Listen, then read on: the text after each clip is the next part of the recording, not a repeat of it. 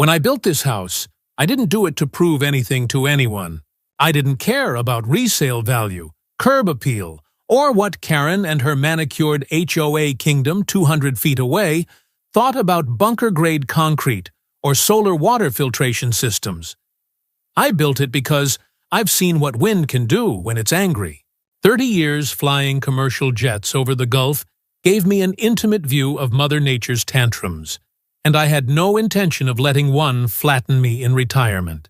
The land was cheap, almost suspiciously cheap, but that's how it goes in southern Louisiana.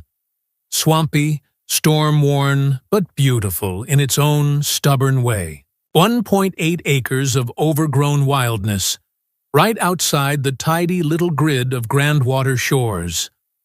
Their perfectly spaced pastel boxes ended in a whisper of pine and cypress. And that's where my world began. The county line slithered right through that woods like a snake, and I made damn sure every deed, survey, and zoning record proved I was on the right side of it. The house went up low and tight, half sunk into the earth with walls thick enough to stop a truck. I added steel storm shutters, hurricane glass, and a sub-foundation rooted deeper than most people's patience. The shed held tools and backup fuel. The water tank had its own UV system. And the generator? Oh, she purred like a cat on bourbon.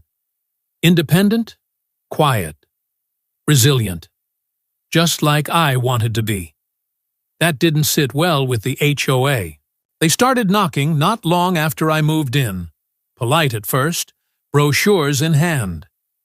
Join the community, they said. Be part of something bigger. As if asphalt paths and ornamental mailboxes made people give a damn about each other. I declined, firmly, kindly at first, then with a cease and desist letter from my attorney after they tried to file a parcel annexation with the parish zoning board.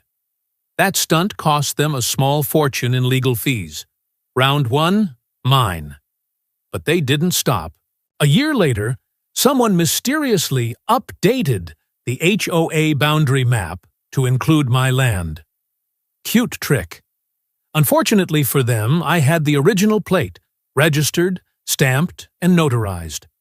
The court laughed them out the door. Last time, they brought bodies. A full-on community action day with folding tables and flyers, trying to rally my non-existent neighbors to sign a petition forcing me in. They didn't get 10 feet past the tree line before my "No trespassing" sign, and the sight of me in camo with a chainsaw stopped the whole operation cold. They packed up in record time.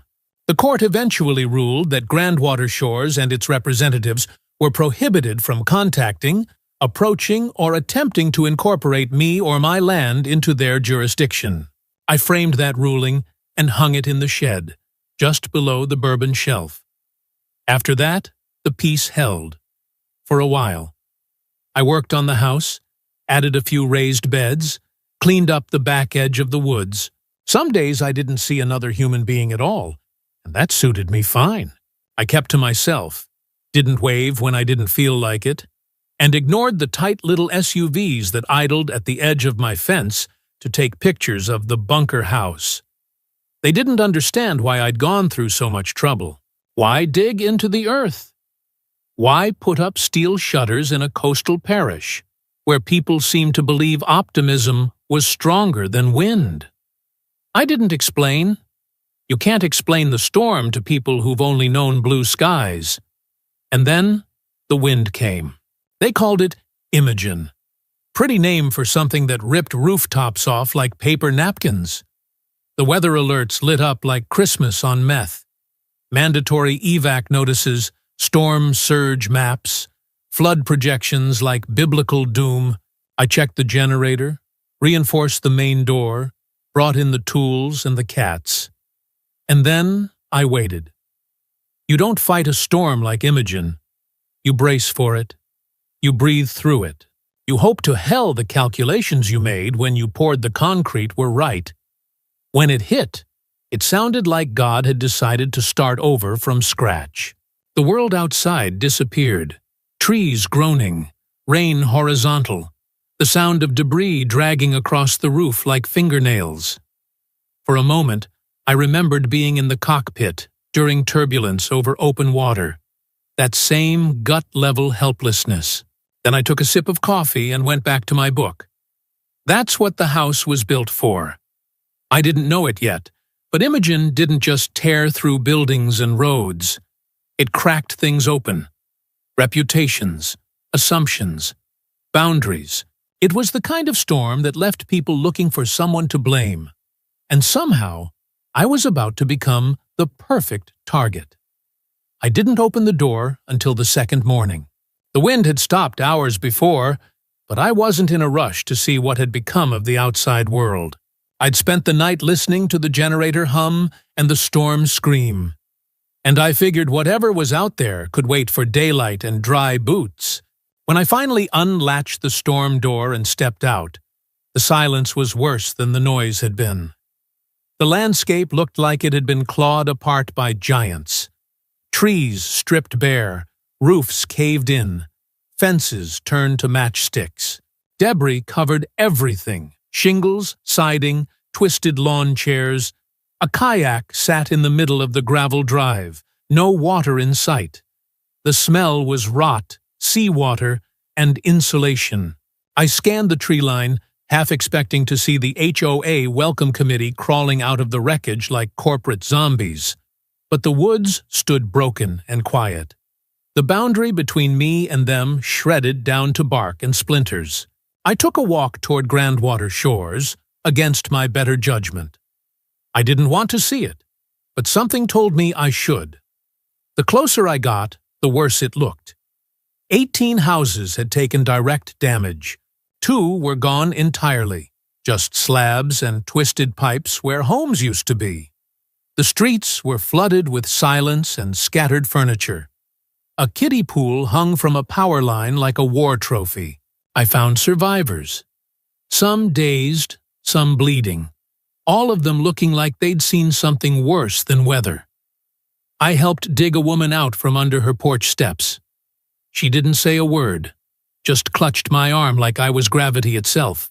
I carried an elderly man half a mile to a church where a few folks had opened up shelter. I gave up my backup generator to a guy with 2 toddlers and a diabetic wife. Not because I liked the HOA or their people, but because nobody deserves to suffer like that. I didn't see Karen. Not then. The 3rd day after the storm, the mail came. Yeah, the damn mail. That's how you know civilization's trying to reboot. A FEMA truck passed me on the road, and right behind it came the old county jeep, with a postal worker tossing damp envelopes into tilted mailboxes like nothing had happened. I found the envelope taped to my gate, laminated like a diploma. Legal letterhead. HOA seal. At first, I thought it was another passive-aggressive flyer about my lawn being disruptive to the neighborhood aesthetic. I almost laughed, but then I saw the amount. $10,184,233. I read it again. The number didn't change. The letter claimed I was liable for communal restoration of Grandwater Shores, infrastructure, landscaping, housing recovery, because my home remained entirely unscathed during the event, and I had refused to participate in collective stormproofing measures as mandated by local community guidance. Then came the real kicker. Your anomalous immunity from environmental damage raises valid concerns of intentional exposure deflection or non-participatory safeguarding behavior, which may be considered legally actionable under both civil and moral obligation frameworks. They were accusing me, in official language, of somehow directing a hurricane away from my house and into theirs. It was so far beyond absurd, I sat down in the dirt and just stared at it. My house hadn't even lost a window. That was my crime. I brought the letter inside, scanned it, sent it to Raymond, my attorney. He called me back laughing so hard I thought he might stroke out. "That's not a lawsuit," he said, wheezing. "That's an acid trip on stationery. Still, I could hear the warning in his voice. But Miles, if they're serious, this is gonna get ugly. That night, I saw the first post. Someone from Grandwater Shores had uploaded a drone shot, a panorama of the neighborhood in ruins, with one tiny island of safety dead center. My place. Underneath, a caption in bold white text. Coincidence? The likes were climbing. So were the shares. At first, I thought the drone photo would be a one-off, the kind of trashy HOA drama that fizzles out in the group chat. I gave it a day, then another. But then I started seeing it everywhere. Local Facebook groups, Reddit threads, even a write-up in the Bayou Breeze, which I didn't even know still had a print edition. How did one house survive untouched? Could design alone explain it? Or was there something deliberate at play? That was the tone. Not outright accusations, just enough speculation to light a fire under a bored and traumatized community. Someone posted side-by-side satellite images, before and after the storm, with my house circled in red like I was ground zero for some FEMA conspiracy.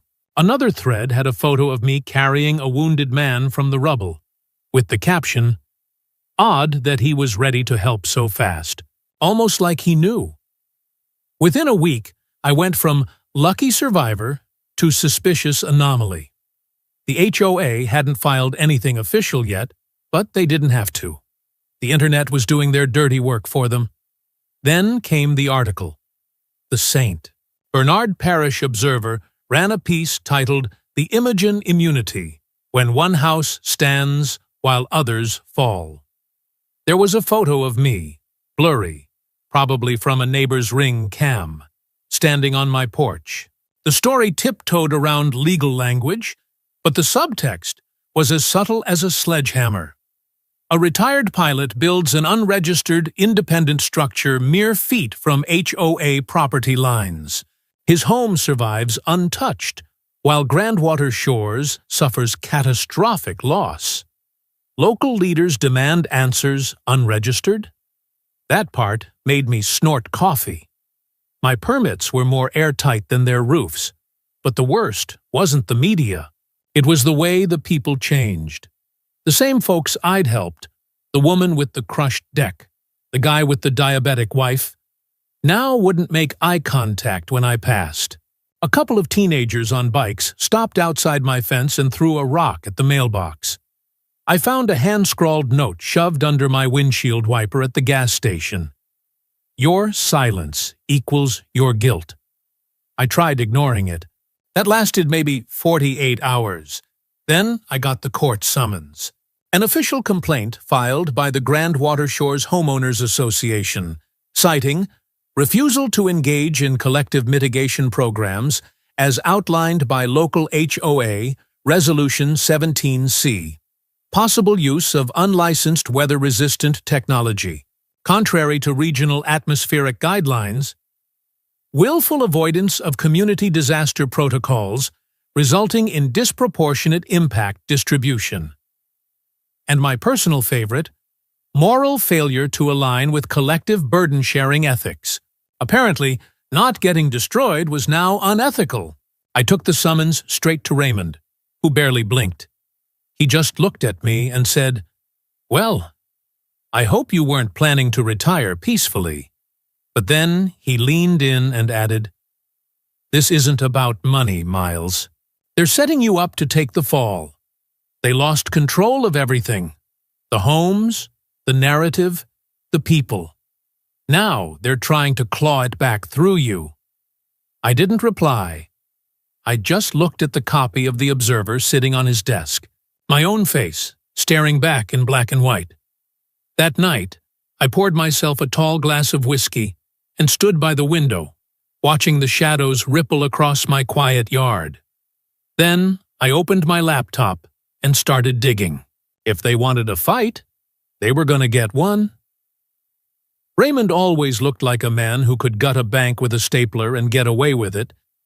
He had the kind of permanent smirk that made judges nervous and prosecutors twitchy.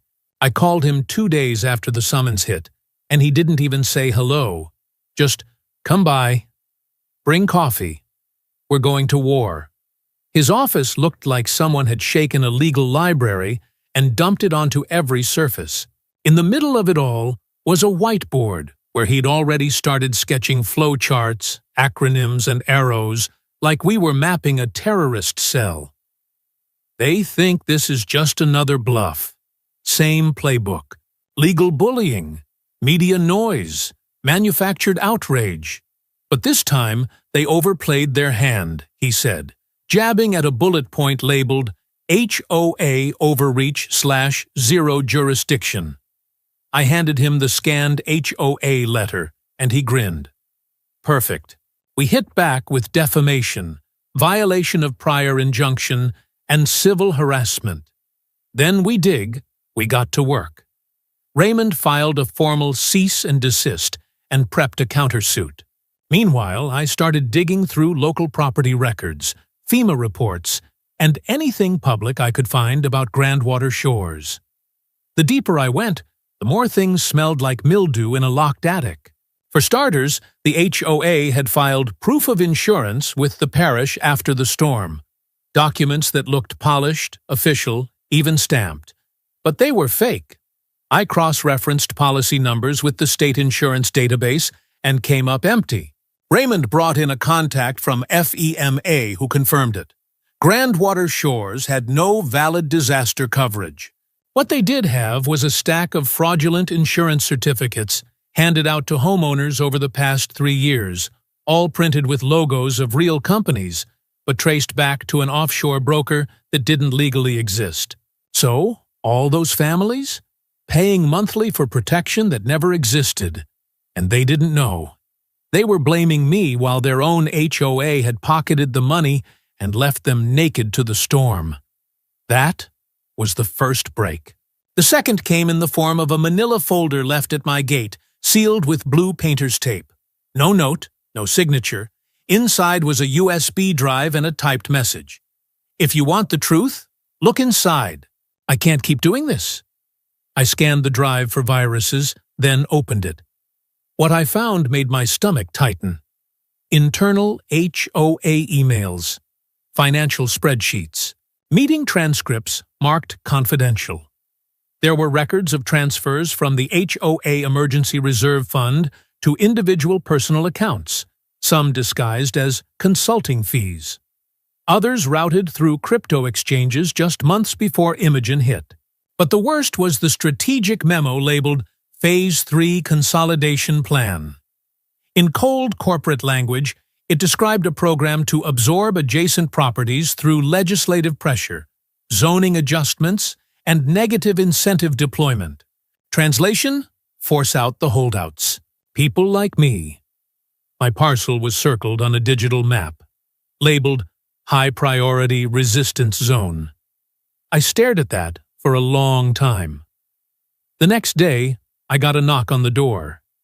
Not law enforcement, not press, just a tired man in his late 50s, in a windbreaker 2 sizes too big, and a look that said he'd had enough of pretending.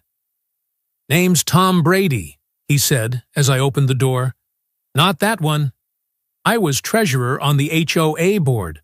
Until last week, he handed me a second flash drive. I can't be seen here. I already know I'm screwed.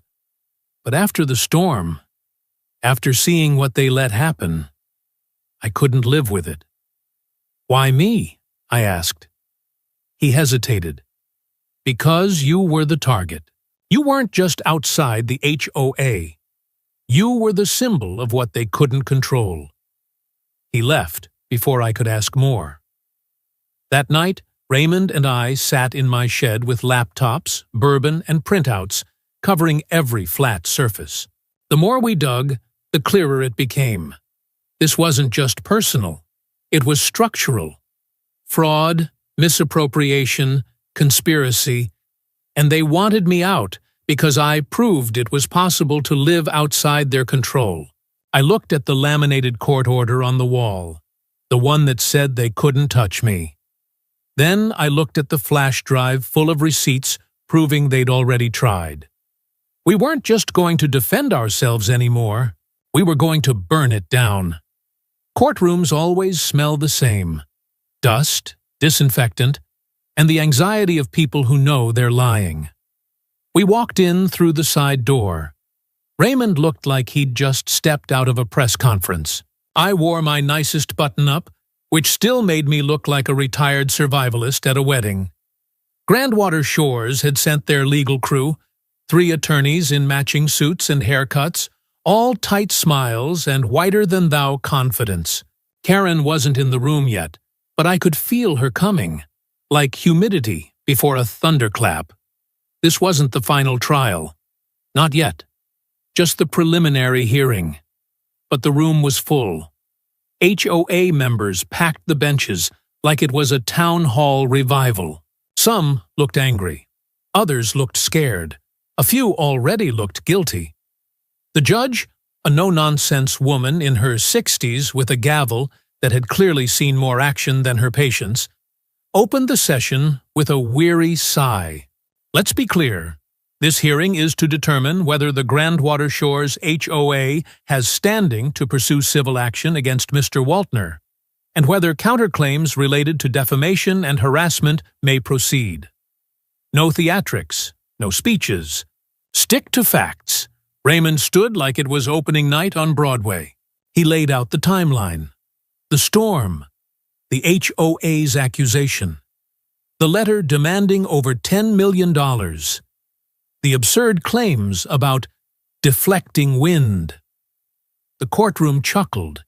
Even the judge's eyebrow arched. Then he dropped the first folder.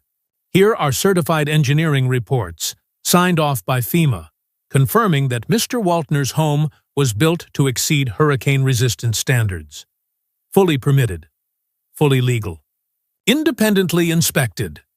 Twice next folder. The court order from 3 years ago. The injunction barring HOA from any contact or attempts to annex my property. Third folder. The financial reports. Raymond didn't even dramatize it. He just read from them. HOA Reserve Fund, Q4 of last year. Over $2.4 million withdrawn through unauthorized transfers, disguised as crypto investments, consulting fees, and temporary offshore insurance holding structures. Gasps. Audible gasps. I saw at least one man in the back mouth. What the hell? Raymond held up a USB stick. These are internal emails, spreadsheets, and a strategic document labeled Phase 3 Consolidation Plan, which includes plans to force adjacent landowners into the HOA through pressure tactics, media framing, and targeted legal intimidation. Mr. Waltner was specifically named as a priority removal target. That's when Karen walked in.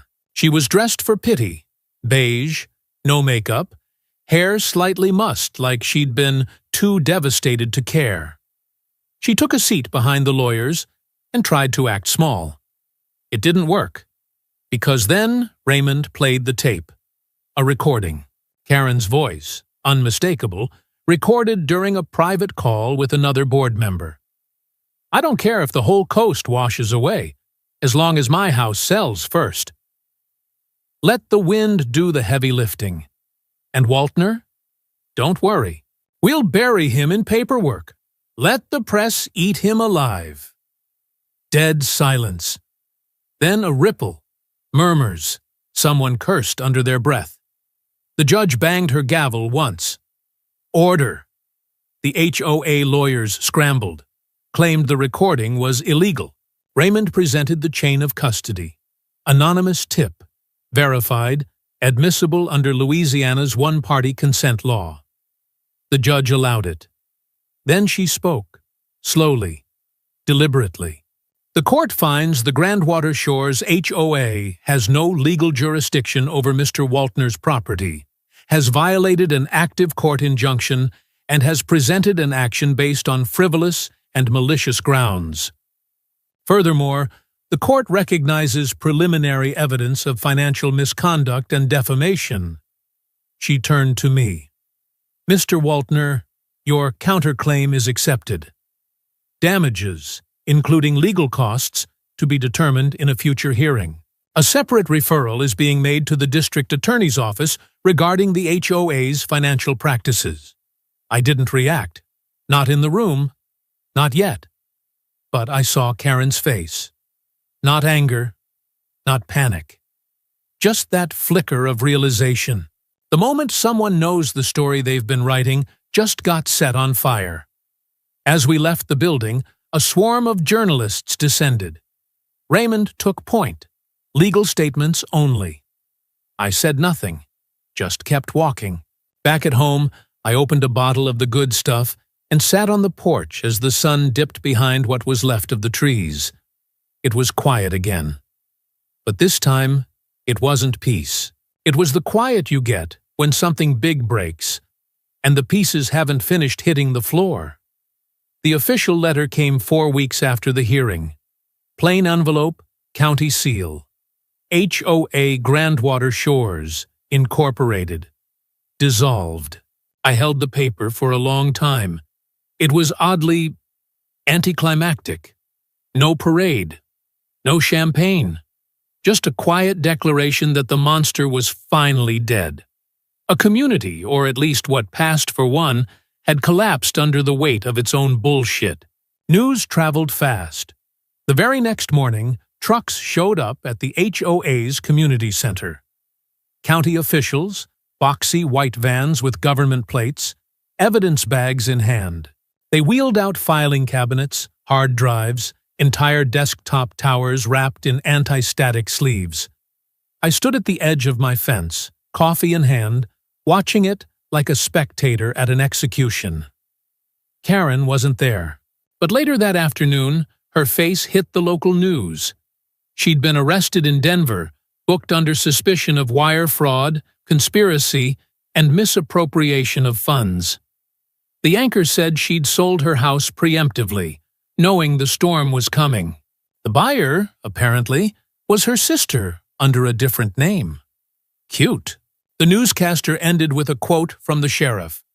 "We're investigating the possibility of coordinated financial abuse across multiple HOA-managed subdivisions." Turns out, Grandwater Shores wasn't the only HOA she had her fingers in. The fallout was nuclear. 18 families, the same ones that had once glared at me in court, filed civil suits against Karen personally. When they found out the insurance policies were fake, that their dues had gone into vapor, they turned like dogs on raw meat. I heard one guy tried to break into her old house with a crowbar before the sheriff dragged him off. I didn't say a word, didn't post, didn't crow. But I did make one change. I had a sign made. Custom metal, industrial grade, big letters. I bolted it right onto the front gate. Stop. Private property. Not a member of any HOA. Trespassers will be photographed, reported, and publicly mocked. The last part was a joke. Sort of. I installed 2 new motion-activated cameras anyway. I don't go to the gas station much anymore. I drive farther now, out past the other parish line. Some faces still recognize me. Most look away. But that's fine. I never asked to be their mascot. I just wanted to be left alone. Now, they do. Raymond called the day the bank wired the settlement. $2 million and change. Well earned, he said, and with interest. I transferred most of it into a cold wallet and buried the key somewhere under the pecan tree. Not for secrecy, just for peace of mind. The rest I used to install a reinforced greenhouse and rework the solar array. Might as well lean into the apocalypse. Every now and then, someone still tries. A phone call from some TV producer, a podcast invite. I ignore them all. I'm not here to be a story. I lived one. That's enough. The only visitor I ever entertained was Tom Brady, the former treasurer, not the football one. He showed up one evening, weeks after the dust had settled, looking cleaner, less haunted, He handed me a small wooden box. Inside, the original HOA charter, signed years ago, back when Grandwater Shores was just a hopeful idea. He'd found it in the rubble of the records room. The ink was faded, the signatures naive. "I thought you should have this," he said. "You're the only one who beat them without becoming them." I didn't say anything, just nodded and took the box. Later, I burned the contents in the wood stove and poured a double. That night, I sat on the porch, watching the cicadas buzz and the bats cut across the sky. The air smelled like honeysuckle and ozone. Clean. I hadn't asked for a war. But I had built for one. She was younger than I expected. The reporter, I mean, maybe 30. Tan blazer, smart eyes, voice like she practiced it in the mirror. She knocked politely, didn't barge in. That already earned her a few points. "I know you've turned down every request," she said, "but I'm not here for a scandal. I'm here for the truth." I looked at her. Then at the little handheld recorder in her fingers. She followed my eyes. "Off the record, you have my word. Normally, I'd send someone like her packing, especially after everything. But maybe it was the way she said truth, like it still mattered. Maybe it was just a quiet morning, and I had nothing better to do than sip coffee and indulge a stranger." We sat out back on the porch. The new solar array buzzed softly above us. The wind had shifted from coastal to inland, dry and warm. Birds were returning. Even the lizards had made peace with the gravel. She asked about the storm. I gave her the basics. She asked about the HOA. I told her they'd made their own mess, and I just refused to be part of it. She didn't push, didn't interrupt, just listened. Then she asked the question they all ask in the end. "How did your house survive?" I looked at her for a second, not suspiciously, just thoughtfully. "You really want to know?" I said. She nodded. I stood, walked over to the far post of the porch, and pointed at the foundation slab. Thick concrete, steel-braced, and sunk 4 feet into the ground. I pointed to the storm shutters, still spotless after the worst hurricane in 3 decades. The backup battery units, the reinforced roof line, the anchored water system. "I didn't build to impress neighbors," I said. "I built to outlive their mistakes." She scribbled something in her notebook, then looked up. "But you never joined them?" "No." "Not even after they asked nicely?" "They never asked nicely." She smirked. "So you really think it was just preparation? Not luck? Not divine protection?" I leaned on the railing. The breeze kicked up, pushing a few pine needles across the deck. "I didn't summon the storm," I said. "I just knew it was coming." She was quiet for a moment, then nodded once, professionally. "That's going in the article." I didn't mind. As she packed up and walked back to her rental, I watched her disappear past the gate, right under my custom sign. That was the last interview I ever gave, and maybe the first one worth having.